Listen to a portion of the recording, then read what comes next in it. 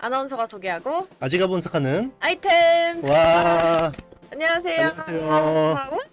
와 오늘 무슨 날인가요? 어린이날이죠. 어린이날이요. 네. 저 같은 어린이를 위한 네. 특집을 준비했습니다. 오, 양심 없죠? 네.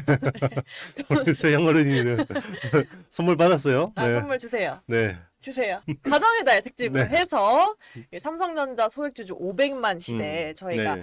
여러분의 삼성전자는 안녕하신지 네네. 점검하러 왔습니다. 아, 항상 8만 전자, 네네. 9만 전자 음. 외치다가 음. 오르면 판다. 음. 항상 이랬는데 네네. 희망 고문하면서 음. 물 타다가 네. 이제 심리적으로 삼성의 대주주가 되신 분들 정말 많고요. 그렇죠. 저희 댓글창에도 참 많으십니다. 음. 저도 그렇고요. 음. 올해는 정말 괜찮을 수 있을지 저희가 음. 오늘 한번 딥하게 짚어보도록 네네. 하겠습니다. 자, 일단은 주가 차트를 볼게요. 근데 삼성전자가 가장 빛났을 때가 21년 1월 11일. 네. 96,800원까지 올랐어요. 이때 정말 모두가 한마음으로 그렇죠. 10만 전자 가자. 근데 또 20만 전자까지 가자라는 희망 회로를 정말 돌렸단 말이죠. 그렇죠. 근데 이때 주가 어떻게 오를 수 있었나요? 그때는 뭐 반도체 업황이 워낙 좋았었고요. 그 업사이클이었고 그리고 뭐 그게 더 지속될 거라고 생각했죠. 특히나 그때는 이제 코로나19 이후로 네네. 언택트 때문에 그리고 이제 돈 쓰라고 다 주머니에다 돈을 꽂아줬잖아요. 네. 그걸로 이제. 예, 양적 완화가 아니라 질적 완화. 아. 오랜만에 듣죠. 네네. 네, 그런 시대가 있었나? 네. 다 그냥 그 코로나 재난 지원금을 줬으니까. 까마득하네요, 네. 진짜. 우리나라는 사실 그냥 이제 뭐 일반 소비자들한테 돈을 막 이렇게 지급할 정도는 아니었지만 네. 미국 같은 데는 장난 아니었거든요. 그런 식으로 하니까 다 그냥 이제 집에서 노트북이나 살까, 스마트폰이나 살까. 그때 많이 바꿨죠. 네. 네. 그러니까 반도체 수요가 좋을 수밖에 없었고, 그리고 이제 그때는 삼성전자가 기술력이 굉장히 뛰어난 줄 알았습니다. 아, 네, 줄 알았다. 뛰어난 줄 알았죠. 그래서인지 그때 1월 4일 날 8만 전자일 때 삼성전자 여전히 저평가다라는 기사가 나오고 나서 이제 네네. 9만까지 갔단 말이죠. 그렇죠. 그때는 저평가다라고 이제 희망 회로를 돌린 거죠. 그 삼성전자가 네. 이 지경인 줄은 잘 몰랐어요. 그리고 사실 삼성에 계시던 분들도 아마 네. 몰랐을 거예요. 오. 삼성의 기술력이 네네. 그렇게까지 망가져 있을 줄은 몰랐었던 거고 이게 이제 사실 정확하게 밝혀진 게 네. 작년입니다.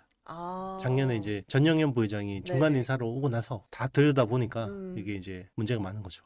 사실 그 전까지는 삼성이 그런 부분들에 대해서 인정을 절대 안 했습니다. 그러니까 그 전까지는 어쨌든 저평가라고 이제 봤던 건데 왜 22년 9월까지 쭉 이제 5만 전자까지 하락했잖아요. 그렇죠. 그때 반토막이 났었던 이유가 뭐였을까요? 일단 그 22년 11월에 네. 중요한 사건이 있었죠. 네. 챗 GPT가 나왔습니다. AI AI 혁명이 시작됐어요. 네. 네, AI 혁명이 시작됐는데 삼성이 그때 지금도 보면 참 좀 민망하긴 할 텐데 HBM은 사실 뭐 이게 전체 메모리 시장에서 얼마 안 되는 거고 네, 별거 아닌 거고 네. 저희가 마음만 먹으면 금방 합니다. 막 이런 각오였어요. 네. 네. 그래서 이제 실제로 이제 그 경영진들도 이 뭐 사실 뭐 그렇게 비중도 없는 제품인데 뭐 그런 식으로 이제 평가절하를 했었고 이제 헤게모니가 바뀌는 거에 대해서 굉장히 둔감했던 거죠. 아, 그게 이제 철저한 페인이었고 네. 그러니까 금방 한다고 하던 HBM이 지금도 안 되고 있죠. 엔비디아 코리아 못 받고 있는 상황이죠. 네. 네. 이렇게 우울한 나날을 보내던 네. 주주들이 다시 9만 전자 가자 이렇게 외치던 날이 있었는데 그게 작년 여름 7월쯤입니다. 그때 88,800원까지 올랐어요. 네네. 그때 이제 삼성전자 언팩 행사가 있었는데 첫 AI 폴더블 폰에 대한 기대감이 좀 솔솔 나오면서 올랐던 것 같아요. 이때 팔았어야 되는 거죠? 그리고 그때는 저도 기억나는데요. 네. 그 엔비디아 HBM 콜 받았다라고 아, 이야기가 굉장히 많이 네네. 나왔었고요. 그리고 이제 삼성 파운드리도 3나노 게이트 올라라운드가 수율이 잘 나온다. 아, 그래서 빅테크 수주를 받을 거다라고 이런 이야기들이 되게 많이 나왔었습니다. 네. 근데 결국 지나고 보니까 네. 다 안 됐죠. 그러면 스마트폰과 반도체에 대한 기대감 복합적으로 적용을 한 거네요? 그렇죠. 뭐 사실 그 스마트폰의 그 기대감보다는 제가 보기엔 이제 아, 반도체라든지 네네. 그리고 특히나 메모리 그리고 시스템 반도체에 대한 기대감이었다라고 보고 있습니다. 아, 그럼 스마트폰에 대한 기대감만으로는 주가 상승은 조금 부족하겠네요. 그렇죠. 요즘에 뭐 이제 스마트폰 잘 팔린다고 해서 주가에 그렇게 긍정적으로 보지 않죠. 왜냐하면 스마트폰이라는 산업 자체가 이미 정점을 찍고 세츄레이션 되고 있는 산업이기 때문에 높은 멀티플을 주기 힘들어요. 네. 그렇군요. 네. 아, 네. 거기서 또 이제 더한 암흑의 시대가 왔습니다. 최악의 신저가 사태. 네. 작년 11월 14일 음. 기어이 4만 전자를 찍었습니다. 그러니까 4년 5개월 만에 4만 원대 진입을 근데 했어요. 어린이날인데 왜 우울하지? 그 내용을 이야기하는 거야? 다 짚어야죠. 좋은 날이 있으면 네. 안 좋은 날도 짚어 역사를 또 반복하지 않기 네. 위해서 저희가 그 다들 어린이 울 것 같은데 이거. 데뷔를 하기 위해서 예. 네. 우는 거 아니죠? 네. 투자 잘못하신 그 어린이 분들. 네. 저도 뭐 주주니까요. 네. 저도 울고 있어요. 네네. 마음속으로만. 네네. 그러니까 어쨌든 4만 원대 진입을 하고 네네. 4만 전자는 절대 안 된다. 음. 라고 하듯이 네. 다시 5만으로 올라가긴 했습니다. 네네. 근데 또 다시 4만으로 내려왔다가 네네. 이런 힘겨운 버티기가 이어졌어요. 외국인이 900만 주 음. 매도를 했다고 하는데 네네. 그것도 이제 트럼프 때문이죠. 그때 이제 사실 작년 같은 경우는 하반기 분위기가 이제 반도체가 이제는 레거시 쪽이 돌아선다라는 분위기였어요. 그래서 디램하고 낸드 플래시 가격이 막 올라가는 네. 추세인데 여기에 누가 찬물을 끼얹었냐? 네. 중국의 CXMT. 음, 중국의 CXMT 디램은 사실 그 전까지 샘플도 없었어요. 그래서 아니 저기서 디램을 만들기는 하는 거야? 라고 했는데 갑자기 작년 하반기에 전체 물량의 5% 되는 물량 폭탄을 내놓습니다. 5% 얼마 안 될 것 같잖아요. 네. 정말 큰 물량이에요. 반도체 쪽에서 5%라는 물량은 네. 실제로 지금 반도체가 그냥 우리 스팟 가격으로 팔리는 전체 물량이죠. 그게 5%보다 안 돼요. 네. 그만큼 엄청나게 큰. 예. 그러니까 5%의 물량 그 변수만으로 50% 가격이 움직이는 게 반도체 시장이에요. 실제로 50% 이상 빠졌죠. 네, 중국 때문이다. 네, CXMT 효과가 컸고요. 그리고 기대를 했던 작년 하반기에도 기대했던 HBM 퀄 테스트가 결국 안 되고 사실 작년 상반기까지만 해도 젠슨 어프로브드 기억나십니까? 네. 젠슨이 어프로브드 했다. 근데 젠슨 어프로브드가 아니었죠. 음, 네, 아직까지 어프로브드가 안 되고 있고 네. 그리고 결국에는 야 니네 디램 설계 다시 해야겠다 라고 해서 다시 음. 설계 들어갔죠. 거기다가 엎친 데 덮친 격으로 트럼프까지 악재로 작용하고 있잖아요. 그렇죠. 지금 현 반도체에 대한 상황 어떤가요? 지금 업황은 네. 놀랍게도 좋습니다. 네. 업황은 좋다. 왜 좋으냐? 네. 관세가 부과되기 전에 미리 재고를 땡기는 거예요. 아, 그러니까 저게 아니 엄청난 서프라이즈예요. 네. 1분기 삼성전자가 원래 당초 전망치가 5조 정도였는데 음. 영업이익이 6조 6천억 네. 나왔고요. SK하이닉스는 뭐 원래 정말 잘 나오면 7조다 그랬는데 뭐 7조 중반 나왔죠. 근데 주가는 다 빠졌어요. 그게 진짜가 아니라는 걸 아니까. 그렇죠. 가수요가 붙어서 네. 미리 이제 재고를 땡겨 놓은 거다. 관세가 부과되기 전에 그런. 그럼 관세가 철폐가 이루어지지 않는다면 삼성을 비롯한 반도체주는 어쨌든 어렵다라고 봐야 되는 거죠. 그게 좀 애매하긴 해요. 왜요? 이게 수요 공급이잖아요. 네. 그러면 관세가 부과되면 수요가 꺾이겠죠. 근데 공급업체들이 또 감산에 들어갔어요. 아, 엄청나게 감산에 들어갔습니다. 네. 그러니까 이게 업사이클이 지속 가능하진 않지만 네. 당장 이렇게 물량을 줄여서 가격을 튀어오르게 할 수는 있습니다. 아, 그러면은 뭐 굳이 큰 손해는 없겠네요. 근데 이제 누가 하나 배신하면 아, 네. 아, 그 누가 하나가 이제 네. 나 좀 더 생산할래. 그리고 배신하면 이제 그게 깨져버리기 때문에 지속 가능하냐? 그건 조금 이제 애매합니다. 그리고 여기에 또 이제 중국 업체들, 네. 낸드 쪽에서는 YMTC 그리고 디램에서는 CXMT 같은 업체들이 언제 또 물량 폭탄을 내놓을지 모른다. 뭐 이런 우려들이 있는 거죠. 그러니까 이제 주가를 계속해서 뭔가 이게 페달을 밟기가 쉽지 않은 거죠. 삼성도 보면은 2분기부터 메모리 시황이 회복된다라고 했잖아요. 네네. 근데 저희가 뭐 지지난주쯤 다뤘던 것 같은데 SK 하이닉스한테 삼성의 디램 점유율 1위를 내줬다 했잖아요. 네. 그러면은 메모리 시황 회복을 삼성전자 회복으로 우리가 볼 수 있는 건지 이 점유율 뒤집은 건 어떻게 봐야 되나요? 점유율 뒤집은 거는 결국 그 HBM 때문이에요. 그러니까 HBM이 일반 DDR5 대비해서 단가가 6배 이상 비싸거든요. 그러니까 같은 1GB를 팔아도 얘는 1달러면 하이닉스는 6달러예요. 그러니까 수량이 많지 않아도 ASP, 평균 판매 가격이 워낙 높으니까 네네. HBM 매출 비중이 50%까지 올라왔거든요. 그러니까 이제 그 효과가 컸던 거고 삼성전자는 많이 팔아요. 많이 파는데 워낙 싼 것만 파니까 이게 아무리 팔아도 네. 금액 기준으로 34%밖에 안 되고 SK하이닉스는 적게 팔았는데도 36%의 마켓시어가 나오는 거죠. 그럼 메모리 시황 회복은요? 메모리 시황 회복은 네. 트럼프 때문에 지금 다 엉켜버렸어요. 원래 트럼프 관세 변수가 없었다 그러면 2분기나 3분기에는 저는 턴했을 거라고 생각합니다. 근데 이 관세 때문에 네. 다 어그러졌어요.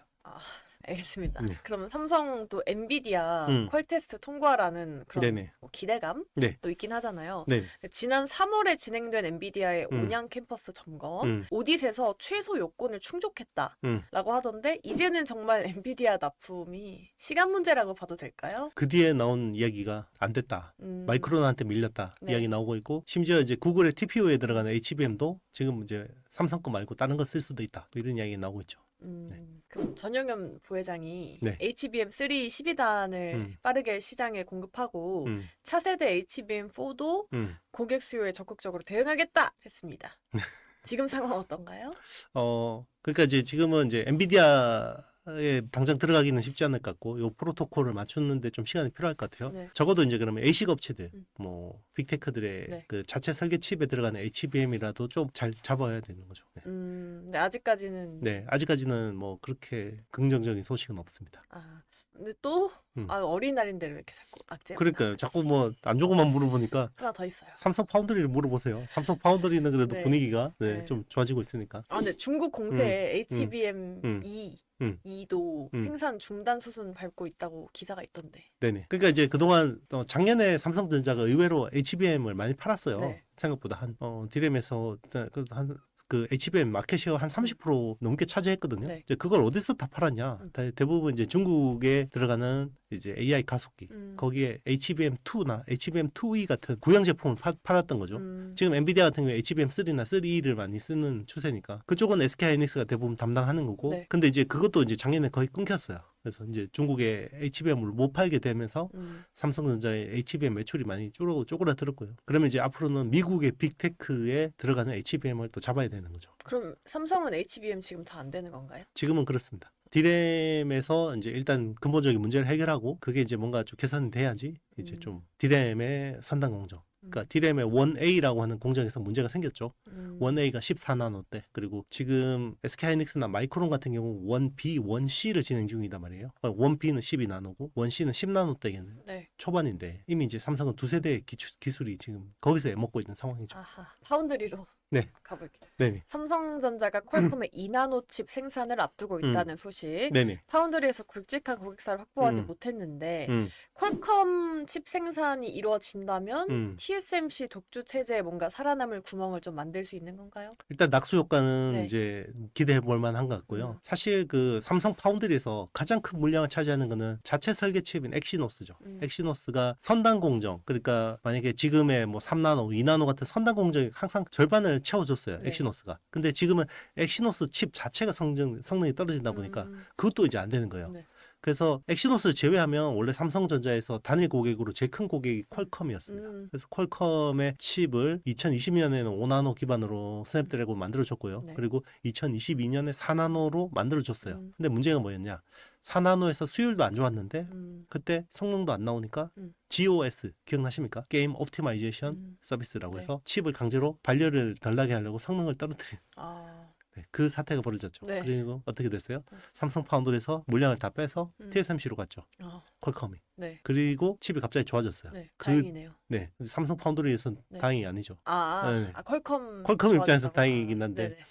그래서 거래가 퀄컴하고 끊겼죠. 2022년 이후로 거의 3년째 끊겼죠. 그래서 삼성이 퀄컴 다시 불러들이려고 네. 작년에 3나노 게이트 올 어라운드라는 새로운 공정을 해서 네. 와 다시? 이제 다 준비됐어 라고 했는데 노우 한 거죠. 그럼 2나노는 이제 2나노는 이제 오겠다는 거죠. 근데 이제 그게 삼성이 준비돼서 온다 이런 것보다는 네. TSMC한테서 뭐 지금 이거를 마이너한 모델이에요. 이게 메인 모델이 아니거든요. 그러니까 이제 그런 것들은 삼성 파운드리한테 한번 테스트 삼아서 잘 하나 보자라고 한번 줘보는 것 같고 그걸 잘하면 이제 후속 거래가 또 진행될 수 있겠죠. 근데 TSMC가 하반기부터 3나노 이제 하고 삼성은 그보다 더 첨단인 2나노를 만드는 거잖아요. TSMC도 2나노 네. 지금 이번에 나온 거는 네. 거의 1.4나노까지는 로드맵이 다 나와 있습니다. 아 그래요? 네. 그럼 아직까지는 알겠습니다. 모건 스탠리가 메모리 겨울이 본격화된다고 했는데 반도체 업종 이제 최선우주로 하이닉스가 아니라 우리의 삼성을 꼽았습니다. 성장 둔화를 견딜 여력, 좀 네. 맷집이 좀 있다라는 그런 뜻인가요? 악재가 미리 주가에 다 반영돼 있다라는 이미 부분인 것 반영됐다. 같아요. 네. 그러니까 뭐 이보다 더 나빠질 게 있겠냐라는 네. 정도 같아요. 좋은 거죠? 주가로 좋은 거죠. 그러니까 우리는 좋은 기업이 항상 좋은 주식은 아니에요. 아, 네. 주가가 잘 네. 가야죠. 그러니까 아무리 안 좋은 기업이라고 해도 네. 좋은 주식일 수 있습니다. 왜냐하면 그 기업이 안 좋은 것보다 너무 과하게 반영돼 있으면 기회가 네. 있는 거죠. 네. 근데 지금 이제 주가 자체는 54,000원에서 57,000원대에서 박스권이거든요. 뭐 그렇게 빠지는 것도 아니고 오르는 것도 아니고 네네. 오락가락하는 이유 뭘까요? 일단 삼성전자 같은 그 시총이 큰 기업은 외국인 수급이 본격적으로 들어와야 돼요. 그쵸. 그래서 국내에서 뭐 기관 수급이나 개인 수급까지 들어올리기는 힘들어요. 그러니까 이제 외국인 수급들이 본격적으로 국내에 들어오려면 결국 어떤 월가에서 리스크온이 돼야 되죠. 리스크온이라는 거는 결국 신흥시장 쪽으로 자금이 이제 좀 이렇게 분산되는 건데 그러기에는 아직까지 여전히 글로벌 정세가 녹록지 않은 상황이고 계속해서 안전자산. 그러니까 아이러니하게도 안전자산을 찾아서 한국으로 수급이 좀 들어오기는 합니다. 왜냐하면 탈달러를 하다 보니까. 네. 근데 이제 제일 많이 가는 쪽이 이제 유로화 쪽이나 유로 자산 쪽이나 아니면 중국이나 아니면 뭐 일본 이런 쪽이죠.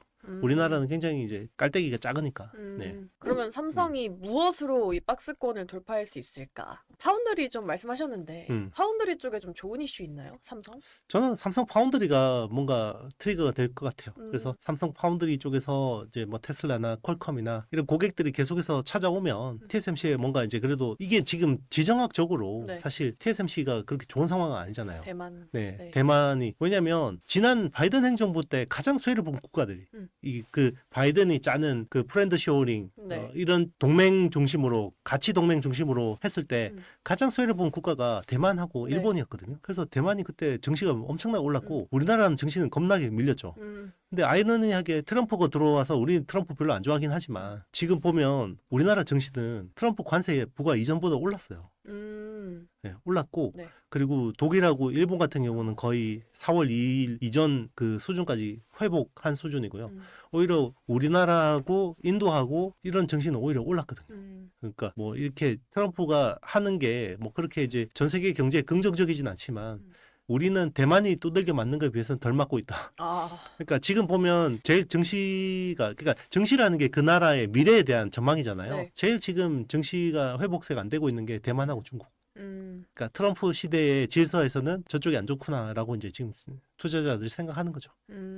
그러면 삼성이 앞으로의 전망을 우리가 어떻게 봐야 되는지 일단은 6만 전자, 7만 전자까지 되기 위한 주가를 부양할 수 있는 요소는 뭐가 있을까요? 일단 그 캐시카우인 레거시 쪽 그 메모리 쪽이 좀 뭔가 본격적으로 반등해줘야 될 것 같아요. 그러니까 지금도 좋긴 한데 일단 관세라는 리스크가 좀 이제 어느 정도 해소되거나 아니면 지금 반도체 산업별 관세에 부과를 한다고 하잖아요. 그럼 이제 자동차처럼 산업별 관세가 부과되면 세트에 대해 관세를 좀 면제해 준다든지 그러니까 이런 완화 조치가 나와야겠죠. 그러니까 이제 그런 것들이 나온다 그러면 조금 이제 오히려 또 안도하는 랠리가 나올 수 있고요. 그리고 이제 지금은 시장이나 뭐 이런 쪽에서 지금 반도체 악재를 녹여낼 수 있는 시간이 좀 필요한 것 같아요. 시간이 필요하다. 네네. 그리고 트럼프의 완화 스탠스가 필요하다. 삼성전자 소액주주 500만 시대라고 말씀드렸습니다. 한 명당 평균 4,200만 원어치를 보유한다 라고 하던데 최근에 개인 투자자분들이 삼성에 대한 생각이 좀 어떤가요? 아직까지 좀 믿음이 있는 상태인가요? 없는 것 같아요. 그래서 본전만 오면 팔고 나가겠다라는 네. 사람들이 대부분일 것 같고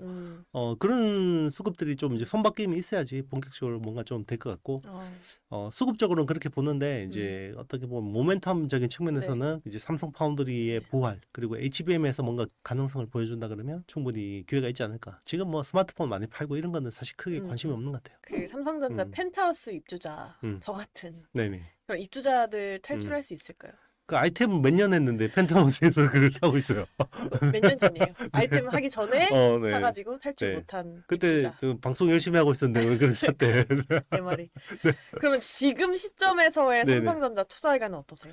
지금은 뭐 분할 매수해서 모아가기는 괜찮은 것 같아요. 거의 뭐 밸류에이션을 보면 락바텀 수준까지 와 있다고 생각하고 네네. 있고 이제는 뭐 더 나빠질 건 없다. 그래서 좀 이제 조금만 좋아져도 주가는 반응할 수 있다. 이렇게 생각합니다. 네. 오늘은 어린이날 특집으로 국민주 삼성전자에 대한 이야기 해봤습니다. 삼성 이야기할 때 사실 댓글이 좀 제일 많이 네. 달리는 것 같아요. 네. 그만큼 관심이 많다는 뜻이죠. 얼마나 화가 나겠어요. 저도요. 근데 여러분들 여러분들의 네. 기대와 현실은 명확하게 구분하셔야 됩니다. 그래서 자꾸 듣고 싶은 이야기 듣는다고 해서 이 투자가 잘 되는 건 아니니까 저한테 하는 말씀이죠? 있는 그대로 인정을 하고 네. 거기서 투자 전략을 새로 고민하는 게 좋을 것 같습니다. 네, 알겠습니다. 저희가 좀 특집으로 삼성전자에 대해서 좀 이야기 준비한 만큼 참고하시면서 투자 플랜 짜보시면 좋을 것 같습니다. 네, 저희 아이템은 이번 주죠. 이번 주 목요일에 또 다시 돌아오도록 하겠습니다. 어떤 이야기일지 궁금하신 분들은 저희와 함께 해주시고요. 좋아요, 구독, 알림 설정, 댓글까지 부탁드립니다. 여러분 안녕. 안녕.